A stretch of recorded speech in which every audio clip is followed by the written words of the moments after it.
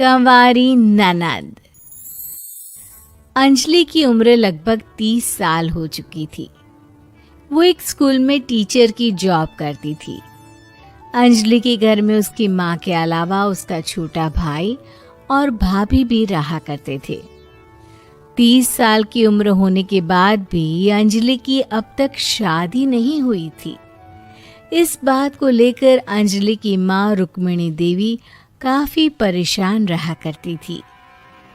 माँ, मैं स्कूल जा रही हूँ, जरा मेरा टिफिन तो दे दीजिए। अब क्या पूरी जिंदगी मैं तुझे टिफिन बनाकर देती रहूंगी? अरे कुछ सोचा भी अपने बारे में या बस ऐसे ही? क्या माँ, सुबह सुबह फिर वही बातें लेकर बैठ गई।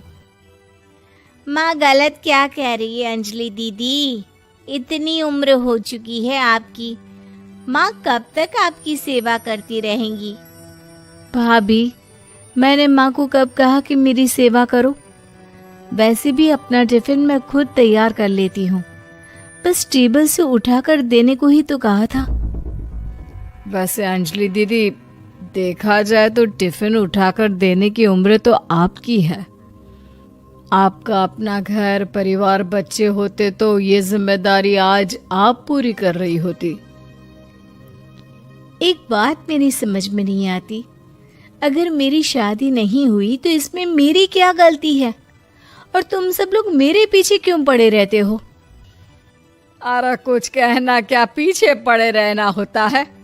अपने छोटे भाई को देख, तुझसे 3 साल छोटा है लेकिन 2-2 बच्चे खेल रहे हैं आंगन में। मुझे आप लोगों की कोई बात नहीं सुननी, जा रही हूँ मैं। और आप में से किसी को मेरा कोई काम करने की जरूरत नहीं है, मैं खुद संभाल लूंगी। इतना कहकर अंजलि वहां से चली जाती है। शाम को जब अंजलि अपने स्कूल से लौटकर घर वापस आती है तो उसने देखा कि पड़ोस वाली निर्मला चाची वहां पर बैठी हुई थी। क्या बात है अंजलि बिटिया, नौकरी करके वापस आ गई? जी चाची जी, कैसी हैं आप? मैं तो ठीक हूँ बेटा, तुम बताओ शादी के बारे में कुछ सोचा या नहीं? अरे रहने दीजिए ना, इससे तो शादी की बात करना ही बेकार है। कुछ भी कहो तो गुस्सा करती है, बात बात पर आंखें दिखाती है।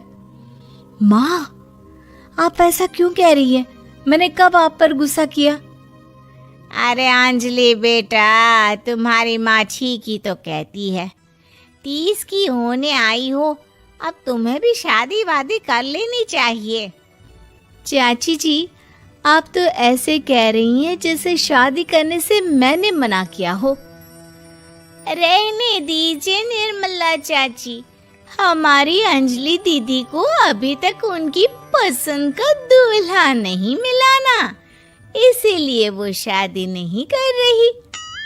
भाभी, ऐसी कोई बात नहीं है। अरे तो फिर क्या बात है? तुम्हारी माँ ने तुम्हारे लिए इतने रिश्ते ढूंढे लेकिन तुम्हें कोई पसंद ही नहीं आता। क्या है ना चाची जी, हमारी ननद रानी नौकरी जो करती है ऐसे ही थोड़ी ना किसी को पसंद कर लेंगी। अरे भाई, नौकरी का घमंड है तो बात अलग है, कोई और बात हो तो बताओ, कोई रास्ता निकाला जाए। नहीं नहीं चाची जी, कोई बात नहीं है, बस मुझे अभी तक अपनी पसंद का कोई मिला नहीं है। सुन लिया आपने?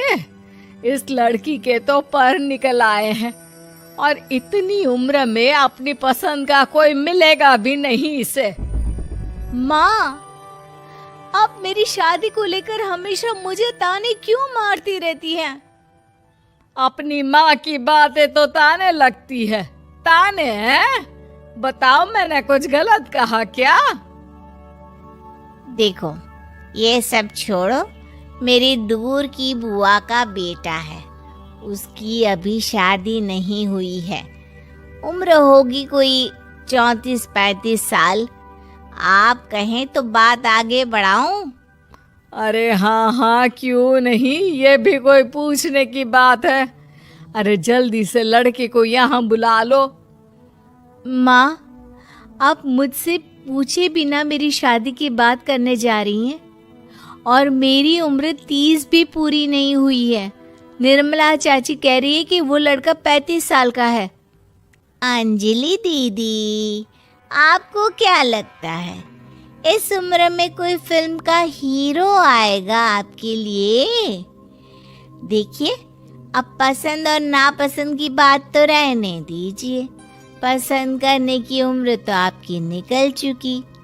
अब तो जो भी मिले उसी से शादी कर लीजिए, इसी में भलाई है। तेरी भाभी बिल्कुल ठीक कह रही है। अब जैसा रिश्ता मिले उसके लिए हाँ कर देना, ताकि हम भी गंगा नहाए। ठीक है, चलिए मैं उस लड़के को कहती हूँ, वो कल ही अंजलि को देखने आ जाएगा। अगले दिन निर्मला चाची के दूर का रिश्तेदार अंजलि को देखने उसके घर आता है। उसका नाम था अजय। अंजलि जी, तो आप नौकरी करती हैं, वो भी स्कूल में? जी हाँ, मैं स्कूल में टीचर हूँ। हमारी बेटी बहुत होशियार है। अरे पढ़ने लिखने में इतनी होशियार है, इसीलिए तो इसकी नौकरी लगी है स्कूल में। हाँ हाँ ठीक है आंटी जी, ज़रा मुझे भी तो बात करने दीजिए आपकी बेटी से। जी पूछिए ना, क्या पूछना चाहते हैं? अंजलि मैडम, ये तो बताइए कि आपने अभी तक शादी क्यों नहीं की? बस ऐसे ही, कहीं कोई रिश्ता पसंद नहीं आया इसलिए। लेकिन क्या मैं आपसे पूछ सकती हूँ कि आपने शादी क्यों नहीं की? अंजलि, क्या कर रही हो तुम? लड़कियों को इस तरह की बातें नहीं शोभा देती। रहने दीजिए आंटी जी, आपकी बेटी काफ़ी पढ़ी लिखी है, मैं उनके सवाल का जवाब दे ही देता हूँ। वो क्या है ना, मुझे भी अभी तक अपनी पसंद की कोई लड़की नहीं मिली। अच्छा, कोई बात नहीं। वैसे आपकी तनख्वाह कितनी है? कितना कमा लेती है महीने का? जी यही कोई 25,000 महीने। बस 25,000? इतने से क्या होता है? इतने से तो आजकल घर भी नहीं चलता। आपके कहने का क्या मतलब है? अरे मैं तो ये सोच कर आया था कि नौकरी वाली लड़की है, आराम से 40,000 कमाती होगी। माफ कीजिएगा, आपका और मेरा रिश्ता नहीं हो सकता। जी कोई बात नहीं, मुझे भी आपके साथ शादी करने में कोई इंटरेस्ट नहीं है। अंजलि, किस तरह की बात कर रही हो? घर आए रिश्ते को ठुकरा रही हो तुम। दीदी, अब इस उम्र में आपको इतनी अकड़ नहीं दिखानी चाहिए। अच्छा खासा रिश्ता हाथ से निकल गया, कहीं ऐसा ना हो कि जिंदगी भर कुंवारी ही रह जाओ आप। कुछ दिन और ऐसे ही निकल जाते हैं और अंजलि की शादी कभी नहीं होती। अंजलि के परिवार वाले बिंदास उसे ताने मारते रहते हैं, लेकिन अंजलि एक बड़ी नौकरी की तैयारी करती है और उसमें सिलेक्ट होने के बाद अंजलि को एक बहुत बड़ी नौकरी मिल जाती है। अब तो दीदी के नखरे और भी ज्यादा बढ़ जाएंगे भाई। अब तो इतनी बड़ी नौकरी जो लगी है, अब इनकी शादी होने से रही।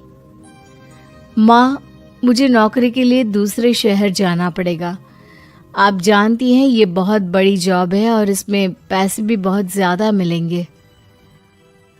अच्छा, कितने पैसे मिलेंगे बेटा?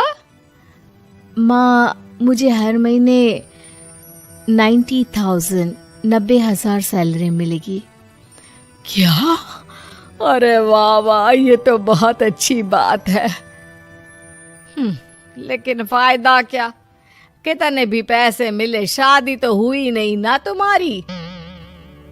अंजलि नौकरी करने के लिए दूसरे शहर में चली जाती है और जब कुछ महीनों के बाद वो वापस घर आती है तो उसे अपने पति के साथ देखकर उसके घर वाले हैरान रह जाते हैं। अरे अंजलि, तूने शादी कर ली और हमें बताया तक नहीं। और दामाद जी करते क्या है? इतनी बड़ी कार है उनकी। माँ, मैं आपको सब कुछ बताना चाहती थी, लेकिन आप सबके ताने सुनकर बहुत दुखी हो गई थी और इसीलिए मैंने अपनी पसंद से शादी कर ली। मेरे पति मेरे साथ ही ऑफिस में नौकरी करते हैं और बहुत बड़े अफसर हैं। और एक बात बताऊं माँ, आज मैं बहुत